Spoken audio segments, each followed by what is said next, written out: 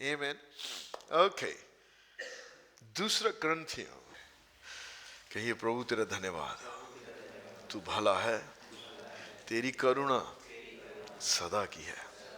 तू भला है, तेरी करुणा सदा की है। आमेन। ओके, 9 से पढ़ेंगे हम लोग। 9 अध्याय। अब उस सेवा के विषय में जो पवित्र लोगों के लिए की जाती है मुझे तुमको लिखना आवश्यक नहीं है। सेवा कई प्रकार की है, पर यहां पर पौलुस एक विशेष प्रकार की सेवा की बात कर रहा है ना। इस संदेश से पहले मैं आपको यह बता दूं, I am not setting you up for money. मैं पैसे के लिए आपको सेट नहीं कर रहा, पर मेरे हृदय में आया कि मैं आपसे बात करूं तो ये भेंट या टाइट या ऑफरिंग के लिए नहीं है, पर ये आपके लिए है। जो मेरे अंदर आया कि मैं आपसे बात करूं कि आप कैसे इसमें बढ़ सकते हैं और परमेश्वर आपको कैसे अनुग्रह दे सकता है। आमेन। कहिए आज का वचन मेरे लिए है। प्रभु मुझसे बात करेगा और मुझे आशीष देगा, और जो वह कहेगा मैं उसे करूंगा। मैं खुले हृदय से बैठा रहूंगा और सचेत मन के साथ बैठा रहूंगा, तंग सोच के साथ नहीं बल्कि खुली सोच के साथ। पवित्र आत्मा जो भी आप कहेंगे मैं उसे ग्रहण करूंगा, चाहे मुझे पसंद आए और चाहे ना भी आए, तो भी मैं इसे ग्रहण करूंगा और इसे करूंगा भी। आमेन, आमेन। सो यहां पे पौलुस कहता है अब उस सेवा के विषय में जो पवित्र लोगों के लिए की जाती है मुझे लिखना आवश्यक नहीं है। कहता उस सेवा के डेफिनेटली वह भेंट के बारे में बात कर रहा है, आगे हम बढ़ेंगे। कहता पर मुझे तुम्हें इस विषय में लिखने की जरूरत नहीं है, पर मैं बात करना चाहता हूं कि आपका देना क्या करता है। आप पैसे के मामले में परमेश्वर क्या सोचता है। कितने लोग जानते हैं कि यह पवित्र आत्मा की ओर से है। पवित्र आत्मा ने पौलुस के द्वारा यह बात कही है और उसने कुरिन्थियंस के चर्च को कही और कहा कि मुझे तुम्हें यह लिखने की जरूरत नहीं है या तुम्हें बोलने की जरूरत नहीं है, पर आपको मालूम है विश्वास सुनने से और सुनना मसीह के वचन से होता है। कई बार बातों को हमें बार बार बार बार सुनना होता है और बार बार सुनने के बाद हमारे जीवन में कहीं ना कहीं बैठनी शुरू होती हैं। 2 आयत, क्योंकि मैं तुम्हारे मन की तैयारी को जानता हूं। पौलुस क्या कहता है, मैं तुम्हारे मन की तैयारी को जानता हूं, क्योंकि जिसके कारण मैं तुम्हारे विषय में मकेदुनी वासियों के सामने घमंड दिखाता हूं कि अखाया के लोग 1 वर्ष से तैयार हुए हैं और तुम्हारे उत्साह ने औरों बहुतों को भी उभारा है। पौलुस कहता है कि मैं तुम्हारे मन की तैयारी जानता हूं, मैं तुम्हारे देने के विषय में जानता हूं। मैंने तुम्हारे विषय में दूसरे चर्च के लोगों से भी बात की है, उनके विषय में भी क्या कहा है कि तुम्हारे विषय में कहा है कि 1 साल से तैयार हैं लोग देने के लिए। मैंने तुम्हारे उत्साह को जानता हूं। यहां पर वह उन्हें गलत थपथपा नहीं रहा, पंप नहीं कर रहा देने के लिए। ही इज वेरी जेन्युइन, वह बहुत ही स्वाभाविक बोल रहा है और जो वो अच्छा काम कर रहे थे उसके विषय में उन्हें उत्साहित कर रहा था वो। और वह कह रहा था कि मैं जानता हूं तुम्हारे मन की तैयारी, मैं तुम्हारे दिल को जानता हूं ना। आप एक पास्टर होने के नाते आप लोगों को जानते हैं, आप लोगों के दिल को जानते हैं, आप लोगों को समझते हैं। एक अच्छे, अगर आप बेहतर पासवान हैं तो आप कभी लोगों पर दबाव नहीं बनाते। आप किसी की कोई जो अच्छा व्यक्ति है, जो ज्यादा देने वाला या कुछ भी है, उसका दिल बहुत, उसका आप फायदा नहीं उठाते अगर आपका दिल सही है ना। अगर आप लोगों को फायदा उठाना चाहते तो अलग बात है, पर पवित्र आत्मा या परमेश्वर और जो लोग जेन्युइन उसकी सेवा करते हैं, जिनके हृदय परमेश्वर के वचन पर और लोगों को बिल्ड करने में लगे हैं, वह लोगों की भलाई होने का फायदा नहीं उठाते। पर कभी कभी चर्च में संसारिक आत्मा भी कार्य करता है, क्योंकि संसार में लोग कहते हैं ठीक है ये आदमी तो ऐसे ही ले लो फायदा इसका, है ना। और कभी कभी चर्च में भी ऐसा होता है। पर यहां पर पौलुस इसलिए नहीं लिख रहा कि उनका फायदा उठाना चाहता है, क्योंकि पौलुस को अगर आप जानते हैं तो फिलिपियों की पत्री में वह बहुत साफ बोलता है कि मेरे पास सब कुछ है, बल्कि बहुतायत से है। मैं अपने लिए नहीं पर तुम्हारे लिए फल चाहता हूं, वहां पे वह बोलता है। अगर टाइम मिला तो हम वहां पे जाएंगे, पर यहां पर वह उसी बात को बोलता है कि मैं तुम्हारे उत्साह से और बहुतों को भी, कहता तुम्हारे उत्साह ने, तुम्हारे देने ने बहुतों को उभारा है। आपको मालूम है जब कोई देता है, दिल से देता है, आप लोगों की आशीष को देखते हैं कि यार परमेश्वर इनके जीवन में आशीष दिया है, आप भी वैसा करना चाहते हैं। सिर्फ आशीष के लिए नहीं, पर आप दूसरों को देख के उत्साहित होते हैं कि मैं भी यह करूंगा। मुझे याद है कि हम कुछ सालों से एक मीटिंग को लगातार अटेंड करने लगे हैं। एक यूएसए में 1 हफ्ते की मीटिंग होती है, और ऑनेस्टली, ईमानदारी से उस सेवकाई का देना बहुत बड़ा है। जैसे वह लोगों को ट्रीट करते हैं, जिस तरीके से वह उनकी पहुनाई करते हैं, जिस तरीके से वह लोगों दूसरी मिनिस्ट्रीज को देते हैं, वह अपने लिए नहीं दूसरी सेवकाई के लिए ले लेते। और जितना मैंने सोचा हम उससे बढ़कर दिए, और मेरा उत्साह बढ़ा। मैं अगली बार गया तो मेरा उत्साह और बढ़ा देने के लिए। वहां से, हालांकि हम पहले से भी देते थे, पहले से भी दशमांश भेंट जो भी देना है, आपको मालूम है बाइबल स्कूल अगर आप मिनिस्ट्री का हिस्सा हैं तो आप जानते हैं कि खर्चा कितना है। हम उसमें भी खर्चा करते हैं, दूसरों को भी देते हैं। पहले से हम बहुत देते थे, लेकिन वहां जाने के बाद मेरा उत्साह और बढ़ गया। दूसरों को देख के आपका उत्साह बढ़ता है देने के लिए।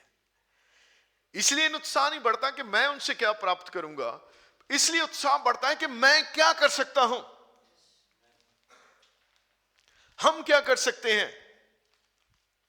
और जब आपका उत्साह बढ़ता है तो आपके पास विश्वास भी बढ़ता है। आपका विश्वास भी बढ़ता है कि परमेश्वर आपके लिए कैसे प्रबंध कर सकता है, क्योंकि वह आपका देना भूलता नहीं है।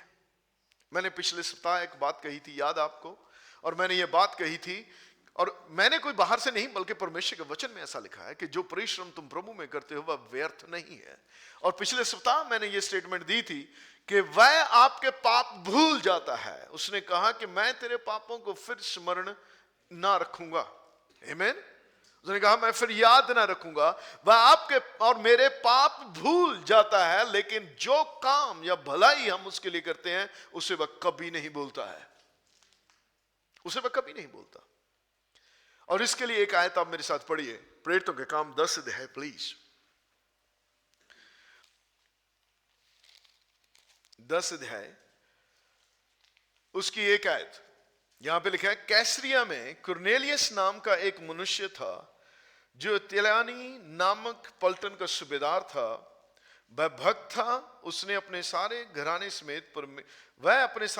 समेत परमेश्वर से डरता था और यहूदी लोगों को बहुत, क्या लिखा, बहुत दान देता था और बराबर परमेश्वर से प्रार्थना करता था। इस व्यक्ति के कैरेक्टर के विषय में जिक्र है। इसका जो इटली रोमन सेना का वो एक सूबेदार था, सेंचुरियन था। आपको मालूम है उस समय रोमन सारे संसार में राज करते थे, सारे संसार। They were the most powerful army at that time. उस समय वह सबसे ज्यादा ताकतवर साम्राज्य था रोम का, और उनकी सेना बहुत तगड़ी थी। अगर आप उनकी सेना के सिपाही भी हैं तो आपकी बहुत वैल्यू थी। और ये तो सूबेदार था, लेकिन आप बढ़िया पोजीशन पे होके भी बेहतर व्यक्ति हो सकते हैं। हालांकि यह यीशु मसीह को नहीं जानता था, लेकिन परमेश्वर का भय मानता था और बहुत दान देता था। उसको कैसे पता था कि दान देना चाहिए यहूदियों, क्योंकि वह उसने पुराने नियम से पढ़ा था, उसे पता था कि दान देना जरूरी है और भलाई करना बहुत जरूरी है। और लिखा है यहां पे वह बहुत दान देता और निरंतर परमेश्वर से बराबर प्रार्थना करता था। 3 आयत, उसने दिन के तीसरे पहर के निकट दर्शन में स्पष्ट रूप से देखा कि परमेश्वर का एक स्वर्गदूत उसके पास भीतर आकर कहता है, हे कुरनेलियस।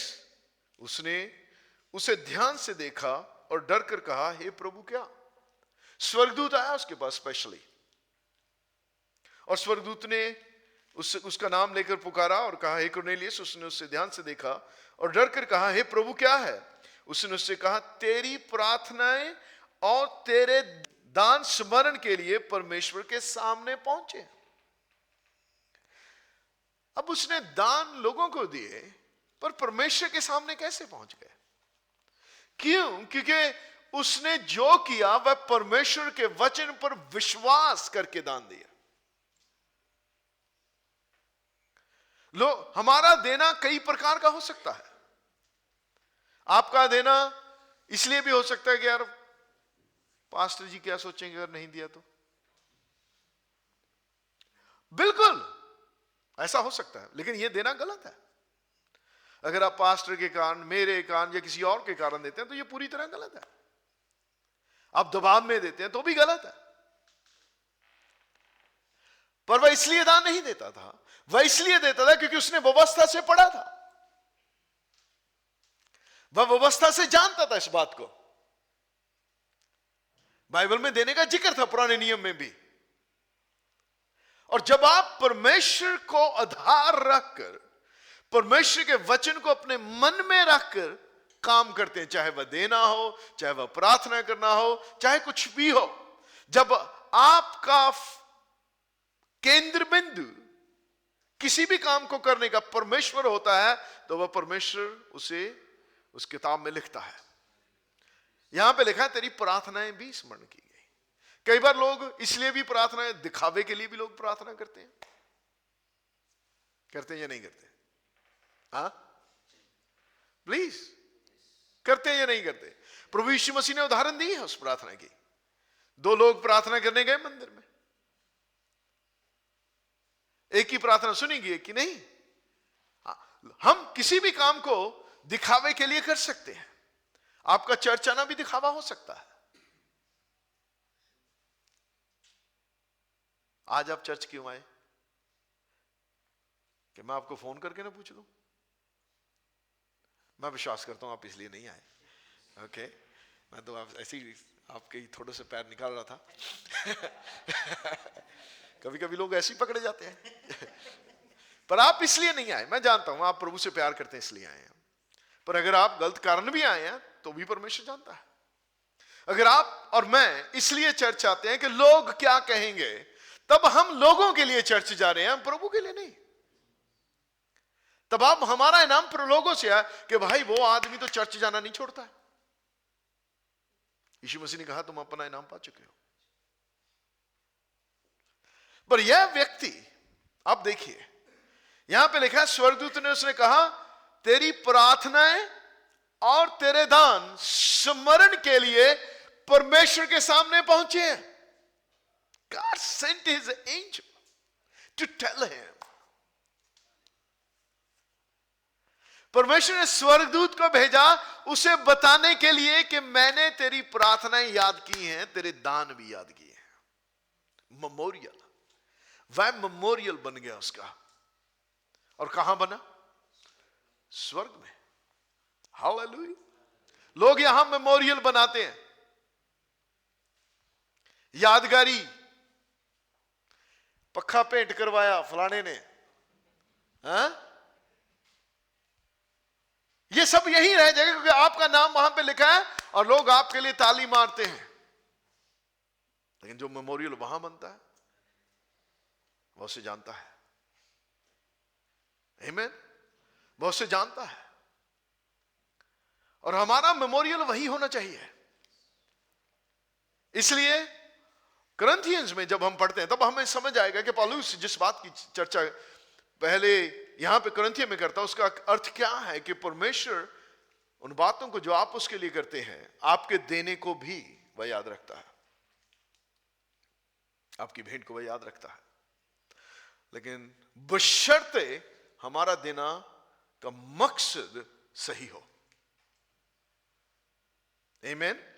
आगे 3 आयत देखिए आप, दूसरा करंथियों में 9 अध्याय में, परंतु मैंने भाइयों को इसलिए भेजा कि हम जो घमंड तुम्हारे विषय में दिखाया, हमने जो घमंड तुम्हारे विषय में दिखाया वह इस बात में व्यर्थ न ठहरे, परंतु जैसा मैंने कहा वैसे ही तुम तैयार रहो। क्योंकि उसने लोगों ने उसे कहा था, वह लोगों को बोलता था वे इतने देर से तैयार हैं, वह देने के लिए तैयार है। इसलिए पौलुस ने इससे पहले कि वहां पे जब जाए लोगों के साथ, तो वो लोग उस समय तैयार ना हो। और पौलुस ने जो उनके विषय में कहा कि यार तू तो बहुत बोल रहा था इनके विषय में, ये तो खाली है। पर उसने लोगों को तैयार किया पहले। उसने दूसरे लोग पहले भेजे ताकि तुम तैयार रहो, जो तुमने पहले कहा था। क्या वो पैसा मांग रहा था? नहीं। उसने कहा मैं तुम्हारे देने को जानता हूं, मैं समझता हूं, पर मैं ये भी नहीं चाहता कि जब लोग मेरे साथ आए तो शर्मिंदगी पाई जाए कि मैं जो तुम्हारे विषय में बोलता था लोग कहें यार तुम तो कुछ और बोल रहे थे, तो कुछ और ही है। मैं तुम्हें भी शर्मिंदा नहीं करना चाहता, इसलिए उनका हृदय प्रिपेयर किया।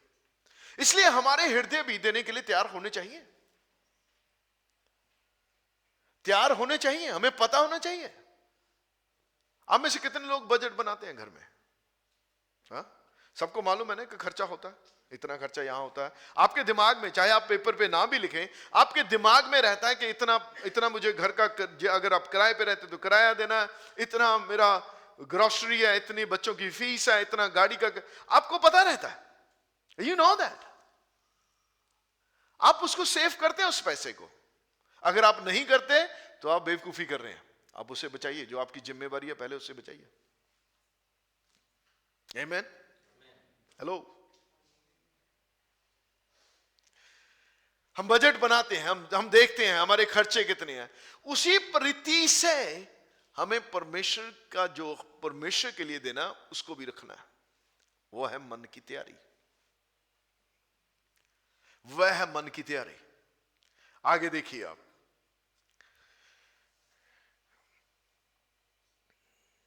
तुम तैयार रहो। देखो वह बोलता है उन्हें तैयार रहो, और तैयार रहना चाहिए हमें। ऐसा ना हो कि यदि कोई मकीदुनी निवासी मेरे साथ आए और तुम्हें तैयार ना पाए, तो हो सकता है कि इस भरोसे के कारण हम यह नहीं कहते कि तुम लज्जित हो। कहता मैं नहीं चाहता कि तुम लज्जित हो कि जब लोग आए, और क्योंकि वह उन लोगों को शर्मिंदगी से बचाना चाहता है। क्या बचाना चाहता है? शर्मिंदगी से। क्या हमारा हमको, इसीलिए मैं कभी, जब लोग मुझे बोलते हैं कि क्रिसमस आया, क्रिसमस का टाइम मैं भी बोल सकता हूं ये बात। लोग मुझे बोलते हैं आप क्यों नहीं बोलते कि इस परिवार को इतना दो, हर एक परिवार को इतना इतना देना चाहिए। यहां पे गुरमीत है, इस शुरू से लोग साथ हैं, और इनको मालूम है मैंने आज तक कभी किसी को ऐसा नहीं कहा कि आप इतना दो, क्योंकि मैं किसी को लज्जित करना नहीं चाहता। हो सकता है किसी के पास ना हो, किसी के पास ज्यादा हो, किसी के पास कम हो। हम किसी को क्यों शर्मिंदा करें? अगर आप लोगों से प्यार करते हैं तो आप उनके देने के विषय में उन्हें शर्मिंदा नहीं कर सकते। और इन लोगों ने पौलुस को कहा था कि हमें इतना देना है, हम तैयार हैं देने के लिए। इसलिए उसने उन्हें पहले से प्रिपेयर करने के लिए लोग भेजे, ताकि जब दूसरे लोग उसके साथ आए तब वह शर्मिंदा ना हो, लज्जित ना हो कि हाँ पौलुस तुम तो ये कह रहा था, ये तो ऐसे ही है। आमीन, आमीन।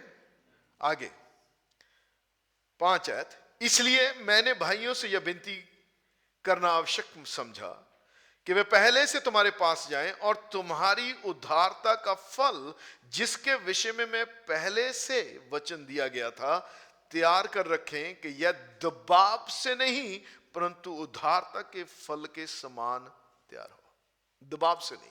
मैंने लोगों को पहले ही कहता, मैंने भेजा लोगों को कि जो तुम्हारा मन पहले से तैयार था भेंट देने के लिए, वह पहले से तैयार हो, पर यह दबाव से नहीं, उद्धारता के फल से हो। हाँ, किससे हो? उद्धारता के फल से, दिल, खुले दिल के फल से, कि आपके देने वाले फल से, कि हाँ मैं इतना देना चाहता हूं, दबाव से नहीं। आपका हृदय तैयार रहे, आपको तैयार करके रखे। कहता मैंने इसलिए लोग पहले भेजे ताकि मेरे आने पर हमें यह काम करना ना पड़े। आमीन। एक्चुअली सीरियसली हमारे पास इतना पैसा होना चाहिए कि हमें क्रिसमस के टाइम में आके ये सोचने की जरूरत नहीं है कि यार लोगों को बोलने की जरूरत है। We should be ready before time. Christmas को ये एक बार तो नहीं आता ना जिंदगी में कि अचानक एक प्रोग्राम आ गया। हाँ, हमारे पास पहले से तैयारी होनी चाहिए। और ऑनेस्टली मैं ये दबाव नहीं लूंगा, मैं ये प्रेशर नहीं लेता। खाना भी आपके लिए है, प्रोग्राम भी आपके लिए है, अगर नहीं है तो आपके लिए नहीं है। आमीन, आमीन, हालेलुया, हालेलुया। हमारी तैयारी पहले से होनी चाहिए बातों के लिए। हमारा मिसमैनेजमेंट रहता है, हम बातों को कर नहीं पाते सही रीति से, और अचानक आते बोले क्रिसमस आ गया जी। नहीं, we should be ready before time. आमीन, आमीन। आगे 8 आयत। परंतु यह बात यह है कि जो थोड़ा बोता है वह थोड़ा काटेगा भी। अब बात कर रहा है कि आपके देने का प्रभाव क्या है। मैं आपसे लेने के लिए नहीं बोल रहा हूं, पर मैं आपको बता रहा हूं। यहां पे लिखा कहता है, बात यह है कि जो थोड़ा बोता है वह थोड़ा काटेगा भी, और जो बहुत बोता है वह बहुत काटेगा भी। यह स्वाभाविक नियम है, और स्वाभाविक नियम ही पहले आत्मिक नियम है। आप थोड़ा बीज बो के बहुत फसल की उम्मीद नहीं कर सकते। कर सकते हैं? हाँ? जो थोड़ा बोता है वह थोड़ा काटेगा भी, और जो बहुत बोता है वह बहुत काटेगा। हर एक जन जैसा हृदय में ठाने वैसा ही दान करे, ना कुछ कुड़ के और ना दबाव से। कुड़ के नहीं भी, यार देना ही पड़ेगा। पास्टर जी हर संडे अनाउंसमेंट करते हैं आज फिर टाइथ का प्रचार हो गया, दशमांश का। अरे क्या करें, कुड़ के नहीं, ना ही दबाव से। मैंने पहले ही कहा, अगर आप मेरे कहने से देते हो तब आप पे आशीष नहीं आएगी। अगर आप परमेश्वर का वचन मानकर उसका आदर करते हो तब आशीष आएगी। क्योंकि स्वर्गदूत ने उसे क्या कहा? परमेश्वर के सामने, ऐसा नहीं कहा पास्टर के सामने। हाँ, किसके सामने? परमेश्वर के सामने। आपका देना वह याद रखता है भाई। मुझे याद है जब पवित्र आत्मा ने मुझसे कहा, पुत्र तूने दिया है, अब पाने की अपेक्षा रख। वही शब्द जो स्वर्गदूत ने उसे कहे, तेरे दान स्मरण किए गए, उसने मुझे भी कहा। प्रभु ने मुझे कहा, पुत्र तूने दिया है, अब पाने की अपेक्षा रख। इसका मतलब वो मेरे देने को भूला नहीं है। अगर वह मेरे देने को भूला नहीं है तो वह आपके देने को भी नहीं भूलता। आमीन।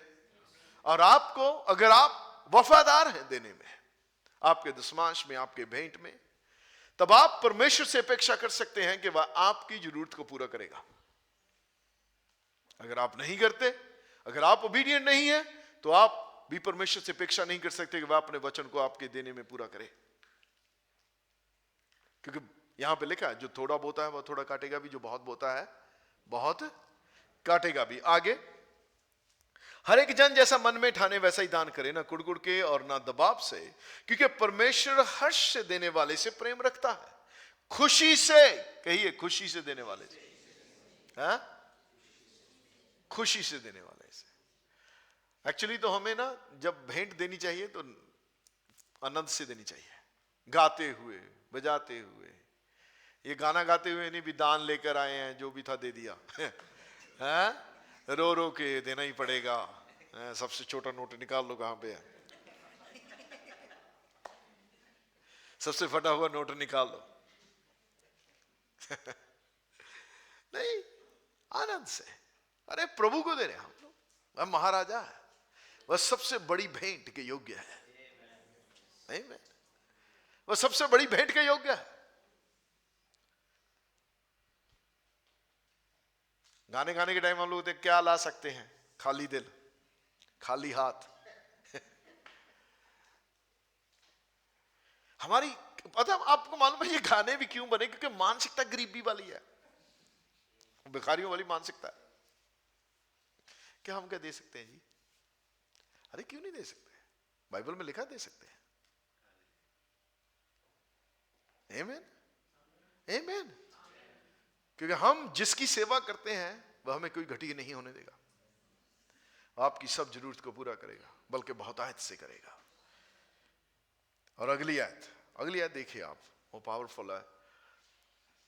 परमेश्वर सब प्रकार का अनुग्रह तुम्हें, किसको? तुम्हें बहुतायत से दे सकता है। कितने प्रकार का अनुग्रह? सब प्रकार का अनुग्रह। कैसे दे सकता है? बहुतायत से, कंजूसी से नहीं, बहुतायत से दे सकता है। किस काम के लिए?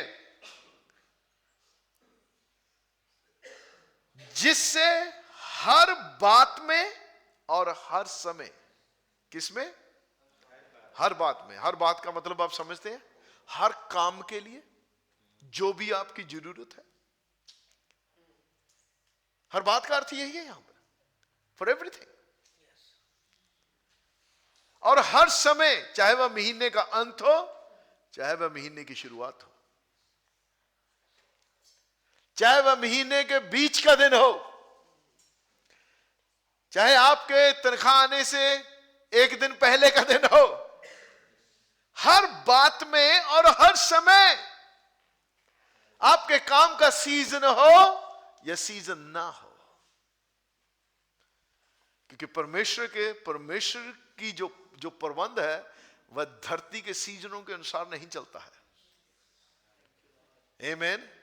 ऐसा नहीं है कि ठंड में उसका अनुग्रह कम हो जाता है और गर्मी में ज्यादा हो जाता है, नहीं। लिखा है कि वह हर प्रकार का अनुग्रह तुम्हें हर समय और हर बात के लिए बहुतायत से दे सकता है। हर समय।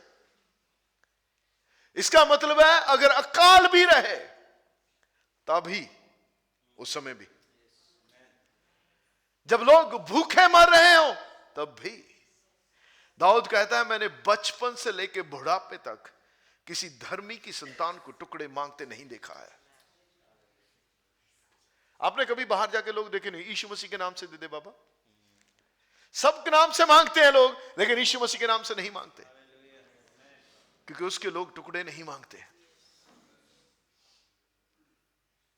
धर्मी की संतान टुकड़े नहीं मांगते, ये गारंटी है। अगर यीशु आपका प्रभु है तो आप कभी भूखे नहीं सोएंगे, क्योंकि बच्चा चरवाहा है, वह आपका प्रबंध करेगा। वह आपके खाने का प्रबंध आपकी अनाज्ञाकारिता में भी करेगा। ऑनेस्टली, सच में वह करेगा, क्योंकि वह भला है। वह धर्मी और अधर्मी दोनों के घर पे सूर्योदय करता है, दोनों के खेतों में बारिश बरसाता है। हालांकि अधर्मी उसका धन्यवाद नहीं करता, पर फिर भी वह देता है। अगर वह अधर्मी के लिए करेगा तो धर्मी की संतान के लिए क्यों नहीं, जो कि अनाज्ञाकारिता है, फिर भी करेगा। मैं इसका मतलब ये नहीं कि जाके अनाज्ञाकारिता हो जाओ, पर फिर रोटी तक किसी मत रहोगे, उससे आगे नहीं बढ़ोगे। हाँ, क्योंकि कई बार लोग सोचते हैं पास्टर जी ने कहा था अनाज्ञाकारिता में भेज देगा, न वही नहीं, पर वह करेगा। मैं आपके और मेरे अनाज्ञाकारिता का अर्थ यह नहीं कि वह भी पलटता है, वह भला है, वह भला परमेश्वर है, वह आपकी और मेरी जरूरत पूरी करेगा।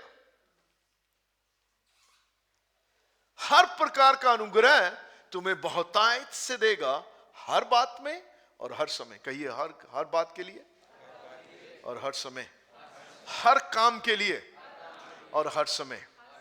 आपको मालूम है वह हर काम, चाहे वह आपके घरों में कोई फंक्शन हो, आपके बच्चों के स्कूल हो, आपके बच्चों की एजुकेशन हो, आपका कुछ भी हो,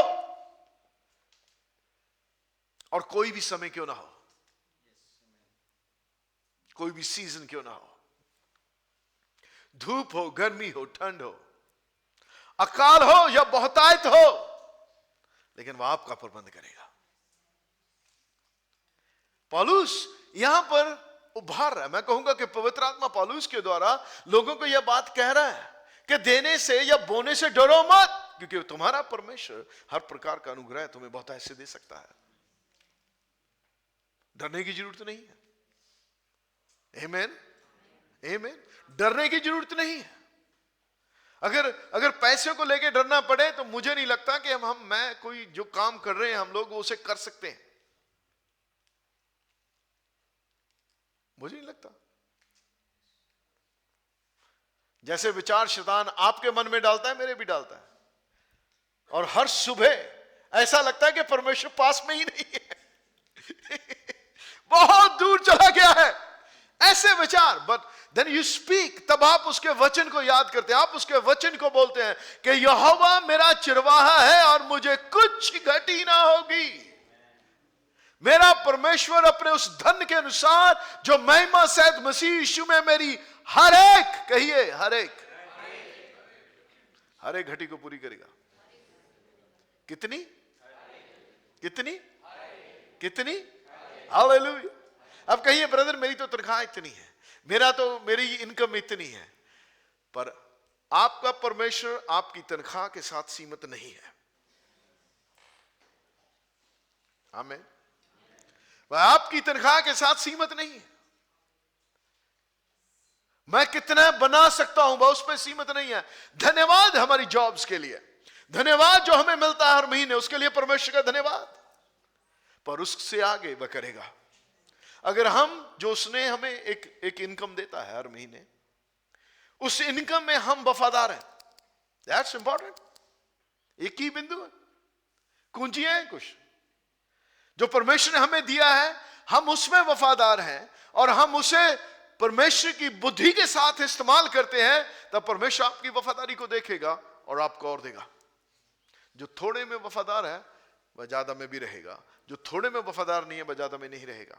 अगर आप जो धन परमेश्वर ने आपको एक महीने या हर महीने या हर दिन देता है, उसमें आप और मैं वफादार नहीं है, तो वह और नहीं दे सकता हमें, क्योंकि वह भरोसा नहीं कर सकता। इसलिए हमारे लिए बहुत महत्वपूर्ण है कि हम जो परमेश्वर हमें देता है उसमें वफादार रहें, आगे वह देखेगा। आमीन, आमीन। मैं जॉन वेस्ली जो बहुत ही बड़े एवेंजलिस्ट थे, इंग्लिश एवेंजलिस्ट, उन्होंने एक बात कही। उन्होंने कहा जितना पैसा बना सकते हो बनाओ, जितना दे सकते हो दो, और जितना बचा सकते हो बचाओ। पर उसमें यह नहीं कहा कि जितना कमा सकते हो कमाओ और जितना खर्च कर सकते हो खर्च कर दो। हमारी समस्या यही है।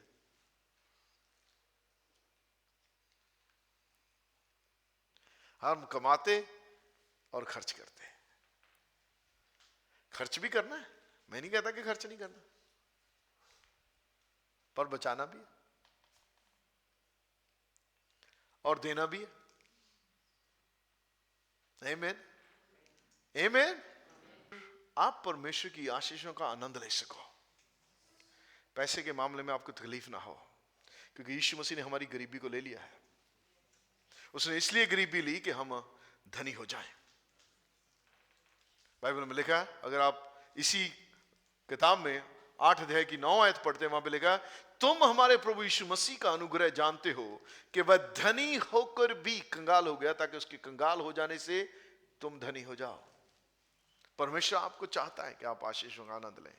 आपके जीवन में किसी भी भली वस्तु की घटी, सिर्फ वस्तुओं की घटी नहीं बल्कि भली वस्तुओं की घटी ना रहे। आमीन, आमीन। आपके भली वस्तु की घटी ना रहे। वह चाहता है कि आप आनंद लें, वह चाहता है कि आप एंजॉय करें लाइफ जो उसने हमें दिया।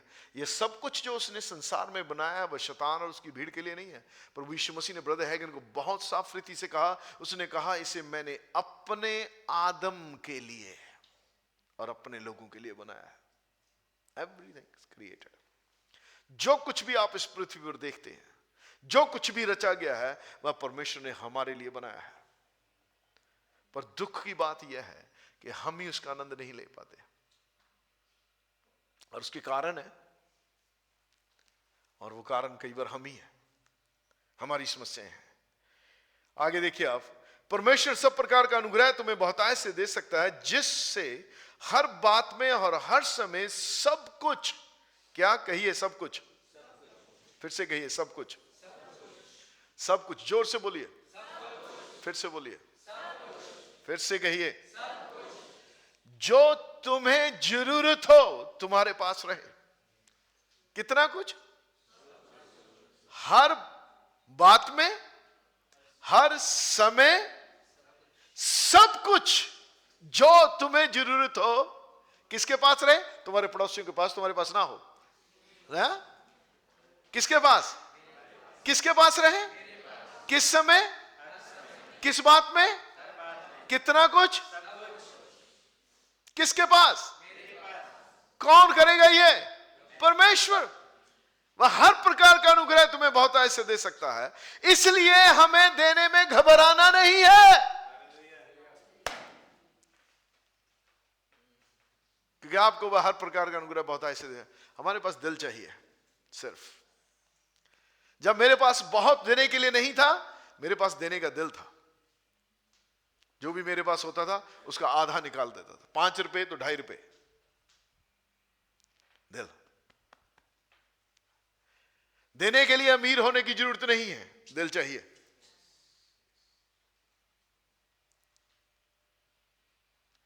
दिल होगा तो वह आपकी जरूरत को पूरा भी करेगा, आपको देगा देने के लिए। आगे देखिए आप।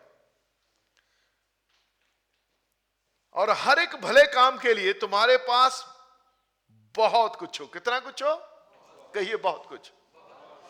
देखिए, हर बात में, हर समय, सब कुछ तुम्हारे पास हो। और हर भले काम के लिए कितना कुछ हो? कितना?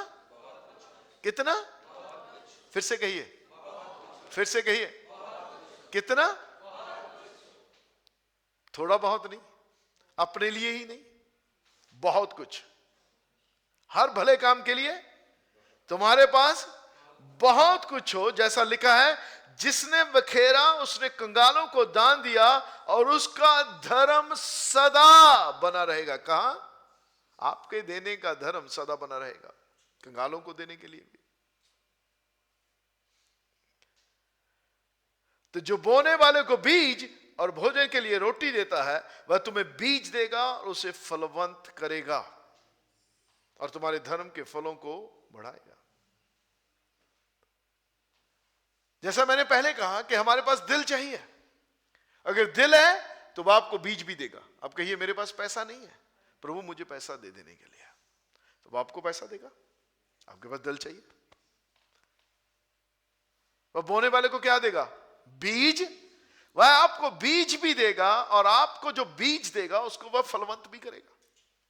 Isn't it amazing?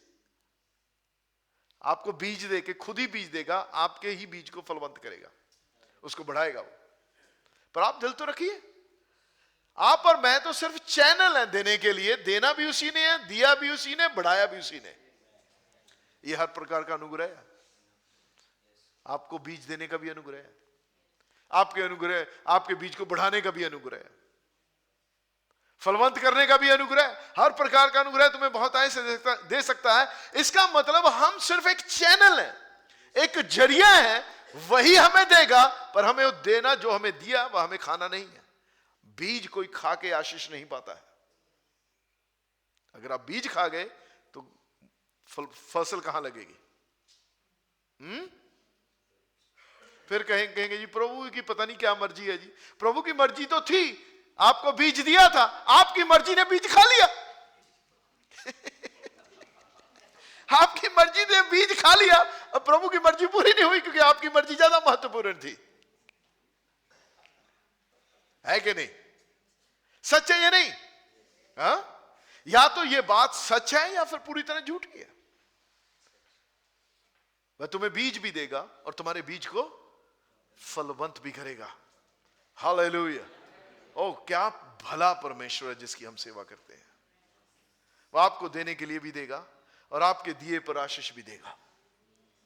इससे बेहतर क्या हो सकता है कि एक व्यक्ति आपके पास आए और आपको कहे, ये लो भाई बीज, बो दो, और फिर आपके बीज को फलवंत करेगा वही व्यक्ति। और आपको सिर्फ, वो खुद भी बो सकता था, खुद भी फलवंत कर सकता था, खुशी ने बढ़ाना था उसे, पर उसने हमें इस्तेमाल किया हमें आशीष देने के लिए, ताकि उसकी फसल जब लगे हम उसका आनंद ले सकें। आमीन, आमीन।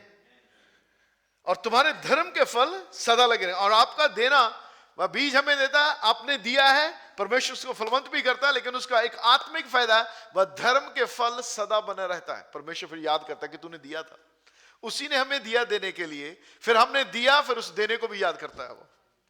वाह, इससे भला परमेश्वर कहां मिल सकता है? इससे भली इन्वेस्टमेंट की कंपनी कहां हो सकती है? वह आपको इन्वेस्ट करने के लिए भी दे, आपकी इन्वेस्टमेंट को भी बढ़ाए। हाँ हाँ, है कि नहीं?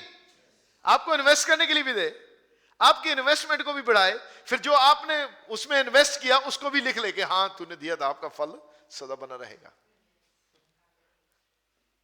इसीलिए प्रभु यीशु मसीह ने लूका 15 अध्याय में कहा कि संसार के लोग ज्योति के लोगों से ज्यादा स्मार्ट है इस एरिया में।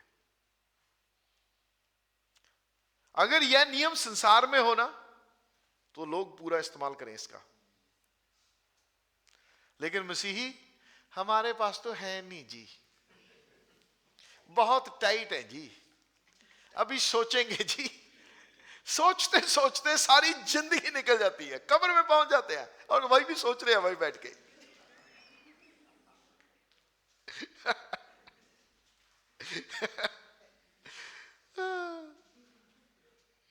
Enjoy your life. परमेश्वर के चमत्कारों को देखिए आप, आपकी अपनी जिंदगी में चमत्कारों को देखिए आप। परमेश्वर कैसे पैसे का प्रबंध करेगा आपके लिए, बहुत अद्भुत है, बहुत अद्भुत परमेश्वर है। और मैंने उसकी महिमा बहुत बार देखी है और हर बार देखता हूं, रोज देखता हूं, रोज।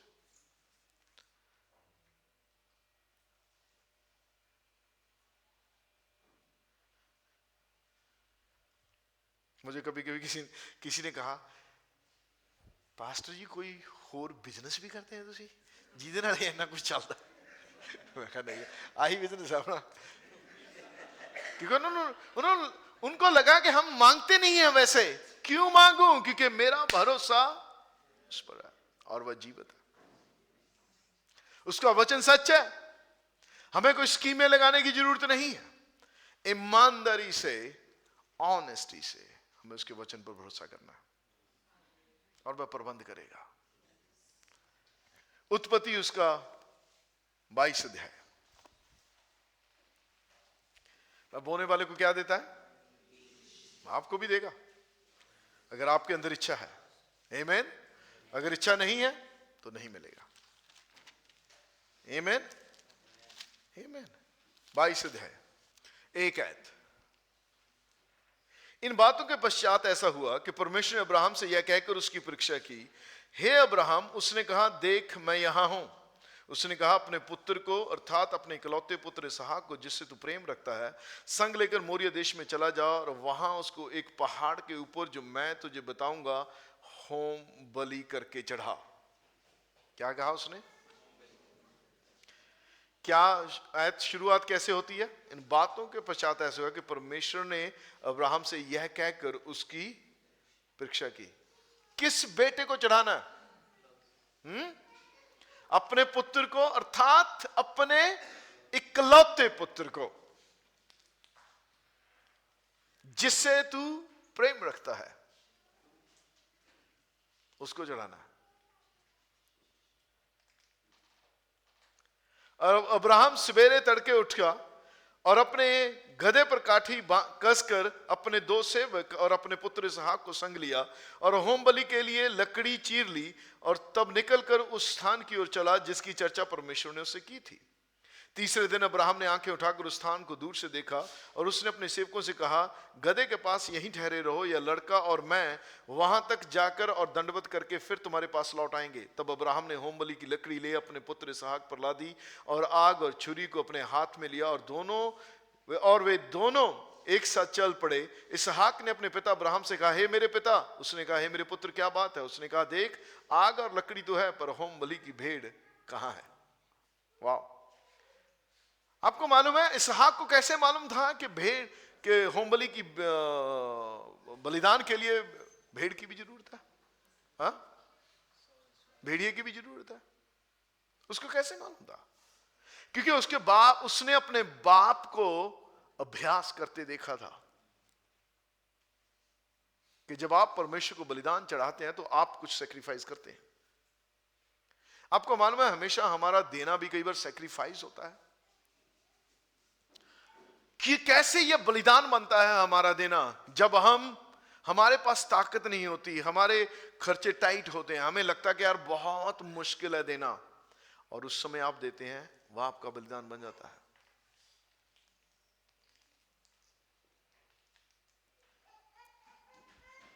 और उन चीजों को वो बेच के पैसे कमा सकता है, पर उसको बलिदान करना है, परमेश्वर की आज्ञा माननी है। और परमेश्वर आपको टेस्ट करेगा ही करेगा, बस चेक करेगा आपको। अरे आखिरी पैसा इसमें लिखा क्या था, तेरे इकलौते पुत्र को जिससे तू प्रेम रखता है उसी को चढ़ा दे। 10 तो पुत्र नहीं थे, एक ही था। और हमारे पास भी बहुत कुछ हो सकता है, परमेश्वर आपको बोल सकता है कि ये तेरा आखिरी, इसी को दे दे। और मुझसे कहा उसने एक बार,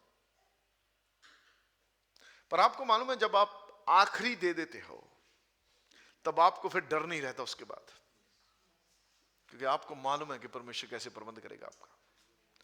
और ईमानदारी से परमेश्वर पैसे को लेके परमेश्वर को देने के विषय में मेरे पास कभी डर मुझ पे हावी नहीं होता। डर आता है, ऐसा नहीं है कि वो शैतान विचार नहीं लाता, वह लाता, पर मैं कभी डरता नहीं हूं, मुझे डर नहीं आता। क्योंकि जब आप अभ्यास कर चुके हैं किसी बात का और आपने उसकी महिमा देखी है, उसके हाथ को देखा है, तब आपको डर नहीं आता। आपको मालूम है करेगा, आपको मालूम है करेगा। जिन लोगों ने कभी किया नहीं उनको डर लगता है, कैसे होगा जी, कैसे होगा जी, कैसे, उनको सवाल ही बने रहते हैं, अरे मुझे नहीं मालूम कैसे होगा भाई, पर होगा, क्योंकि उसका वचन कहता है, उसके वचन में लिखा है कि होगा। आप देखिए यहां पर वह बेटा पूछता उसका कि लकड़ी और आग है, लेकिन बलिदान के लिए भेड़ कहां है या मेढ़ा कहां है। अब्राहम का उत्तर देखिए उसे, अब्राहम ने कहा तू ही है। कई लोग तो सोच रहे हैं हाँ अच्छा, क्योंकि आप बाइबल नहीं पढ़ते इसलिए आपको पता ही नहीं चला मैंने क्या कहा। यहां पे लिखा है अब्राहम ने कहा, हे मेरे पुत्र, परमेश्वर होम बलि की भेड़ का उपाय आप ही करेगा। पर अगर आप अंग्रेजी की बाइबल पढ़ते हैं तो वहां पे लिखा है God will provide for himself. परमेश्वर अपने लिए भेड़ का प्रबंध अपने आप ही करेगा, वह अपने लिए प्रबंध करेगा, वह आपको सिर्फ इस्तेमाल करेगा, आपको कहेगा कि ये कर, तब आपको बीज देगा करने के लिए, वह उसका प्रबंध करेगा। और याद रखिए कि वह सिर्फ अपने लिए ही प्रबंध नहीं करेगा, पर वह आपके लिए भी करेगा साथ साथ। जब टैक्स देने की बात आई, यीशु मसीह ने पतरस से कहा जा कांटा डाल और जो पहली मछली पकड़े उसके मुंह से जो सिक्का मिलेगा उससे अपना भी कर भर दे और मेरा भी। अपना भी प्रबंध किया उसने, पतरस का भी किया। प्रबंध किसने किया? उसने। पर अपना भी और आपका भी। जब आप सोच लेते हैं उसके लिए करने के लिए, तब आपका प्रबंध करेगा, अपनी जरूरत भी पूरी करेगा। यह काम परमेश्वर का है, परमेश्वर इसका प्रबंध करेगा। आमीन।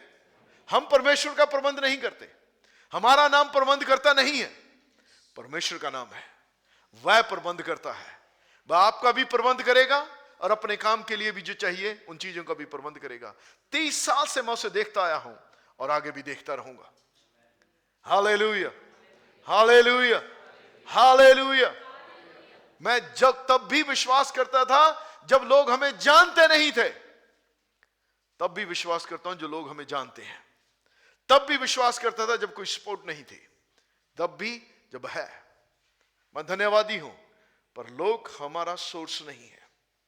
आप किसी चीज का सोर्स नहीं हो, ना ही मैं किसी चीज का सोर्स हूं, क्योंकि वह अपने लिए प्रबंध खुद ही करेगा। आमीन। उसने कहा कि वह आप ही प्रबंध करेगा।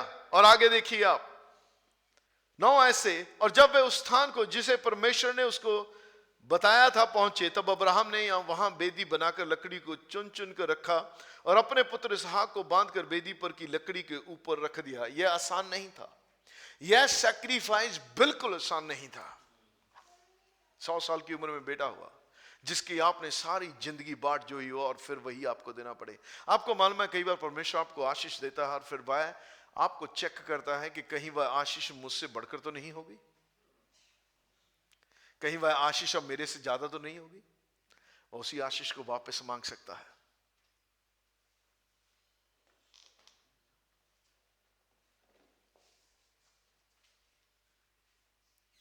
वह मांग सकता है सिर्फ आपको चेक करने के लिए। आप कह सकते हैं प्रभु जी तू तो मेरा दिल जानता है। दिल तो जानता है, पर दिल तब तक प्रकट नहीं होता जब तक आप उसे कार्य रूप में अभ्यास नहीं करते। क्या जरूरत थी, पर यहां टेस्ट बहुत जरूरी था। आगे देखिए आप,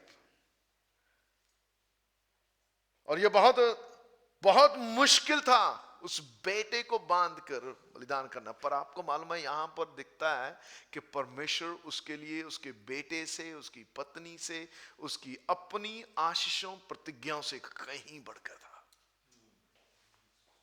God was number one। हमें भी इस स्तर पे पहुंचना है। कई बार हमारा प्रभु के पीछे चलना इसलिए रहता है कि मुझे क्या मिलेगा। सवाल ये नहीं है प्रिय, आपको देगा उसने पहले ही दे दिया, बेटा दे दिया जिसने अपना इकलौता पुत्र नहीं रख छोड़ा, और तुमसे क्या छुपा सकता है। अब सवाल यह है कि हम उसके लिए क्या कर सकते हैं। मैं क्या कर सकता हूं, मैं क्या छोड़ सकता हूं, मैं क्या दे सकता हूं। और यह आसान नहीं था, पर उसने किया। फिर अब्राहम ने हाथ बढ़ाकर छुरी को ले लिया और अपने पुत्र को बलि करे। तब यहोवा के दूत ने स्वर्ग से उसको पुकार के कहा, हे अब्राहम, हे अब्राहम। उसने कहा, देख मैं यहां हूं। उसने कहा, इस लड़के पर हाथ मत बढ़ा।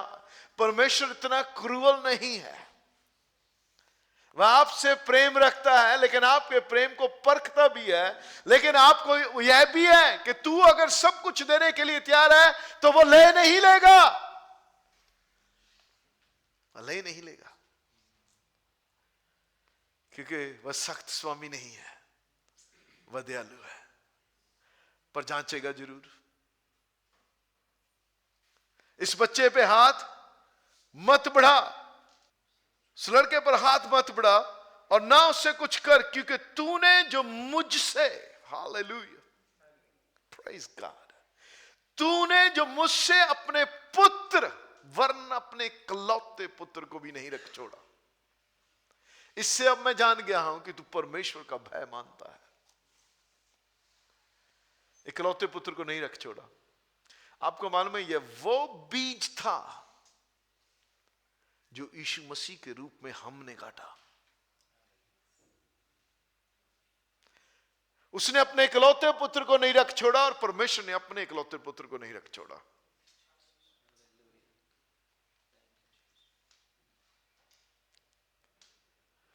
वह बीज था, वह तुम्हें बीज देगा और उस बीज को फलवंत भी करेगा। इसीलिए आज अब्राहम को विश्वासियों का पिता कहा जाता है, किसी और को नहीं।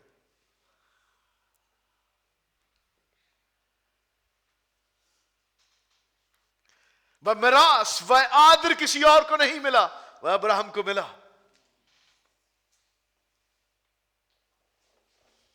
उसके साथ लूत भी चला था, वह भी अच्छी चराई को देख के चला गया, लेकिन वह आशीष उसे नहीं मिली, पर अब्राहम को मिली।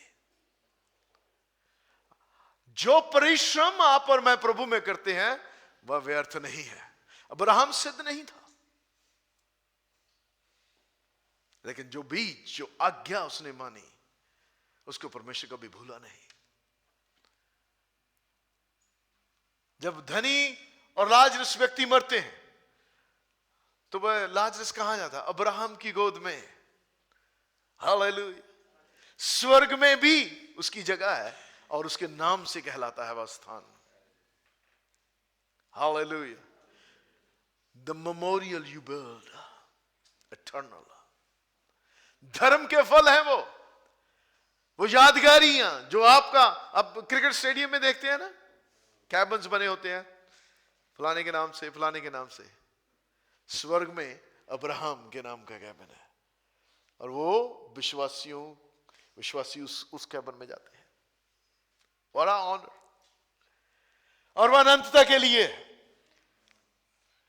और आपको भी स्मरण करता है, कुरनेलियस को उसने आके कहा, आपने जो काम उसके लिए किया है, आपने जो उसके लिए दिया है, उसको बस स्मरण करता है। आपका भी कोई मेमोरियल बिल्ड होगा।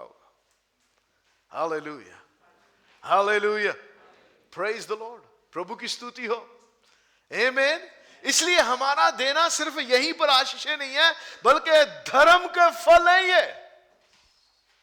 यह हमारी यहां की जरूरतों को तो पूरा करता ही करता है, लेकिन वहां भी एक यादगारी बनती है, वहां भी एक यादगारी बनती है। इसलिए उसने कहा, मैं अब जान गया हूं कि तू परमेश्वर का भय मानता है। तब अब्राहम ने आंखें उठाई और क्या देखा, उसके पीछे एक मेढ़ा अपने सींगों से एक झाड़ी में फंसा हुआ। अतः अब्राहम ने जाके उस मेढ़े को लिया और अपने पुत्र के स्थान पर उसे होम बलि करके चढ़ाया। वो मेढ़ा कहां से आया? परमेश्वर ने प्रबंध किया। उसने क्या कहा था? परमेश्वर अपने लिए भेड़ का प्रबंध अपने आप ही। आपको कुछ करने की, आपको सिर्फ आज्ञा माननी है। अगर उसने कहा आपको देना है तो आपको देना, आगे का प्रबंध उसकी जिम्मेवारी है। आमीन, उसकी जिम्मेवारी है, वह करेगा। कैसे करेगा यह हमें नहीं मालूम।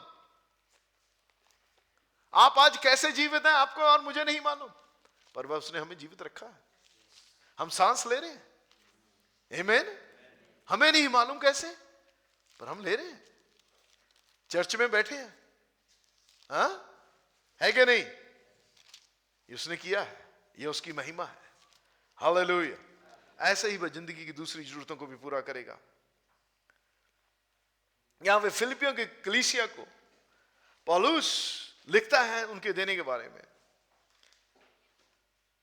16 आयत, एक्चुअली अगर 15 से पढ़ रहे तो लिखा है, हे फिलिपियों, तुम आप भी जानते हो कि सुसमाचार प्रचार के आरंभ में जब मैं मकिदुनिया से विदा हुआ, तब तुम्हें छोड़ और किसी मंडली ने लेने देने के विषय में मेरी सहायता नहीं की। सुसमाचार के प्रचार के विषय में वह जिक्र करता है। आप सोचिए, पौलुस ने जो प्रचार किया वह पत्रियां आज हमारे पास है, पर फिलिपियों के चर्च का हाथ था उसमें, उसकी सेवकाई में। पैसा दिया उन्होंने। अगर आप इस चर्च के सदस्य हैं, इस बाइबल स्कूल में इस सेवकाई जो काम करती है, और बाइबल स्कूल में जो लोग ट्रेंड होते हैं, लोग बाहर जाते हैं, सुसमाचार प्रचार करते हैं, आपका उसमें हाथ है, क्योंकि यह परमेश्वर की ओर से था और वह उसे स्मरण रखता है। आप जो बाइबल स्कूल के लिए देते हैं उसे वह स्मरण रखता है, वह याद करता है, वह उसे याद रखता है। कहता और किसी चर्च ने नहीं, पर तुम्हें छोड़ और किसी ने लेने देने के विषय में सहायता नहीं की।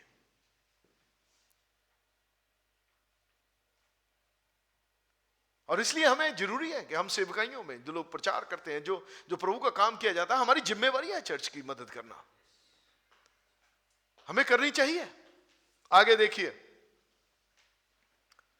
इसी प्रकार जब मैं थिस्सलुनीके में था, तब भी तुमने मेरी घटी पूरी करने के लिए एक बार क्या वरन 2 बार कुछ भेजा था। उसे याद है कि तुमने एक बार नहीं बल्कि 2 बार कुछ भेजा मुझे। और यह नहीं कि मैं दान चाहता हूं, परंतु मैं ऐसा फल जो तुम्हारे लिए बढ़ता जाए।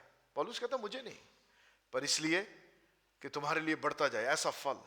मेरे पास सब कुछ है वरन बहुतायत से है। हालेलुया। क्या कहता पौलुस? मेरे पास सब कुछ है वरन मेरे पास भी है, सब कुछ है और बहुतायत से है। मुझे कपड़ों की जरूरत नहीं, मुझे खाने के लिए राशन की जरूरत नहीं, मुझे डेली खर्चों के लिए जरूरत नहीं है। मेरे पास है, सब कुछ है और बहुतायत से भी है।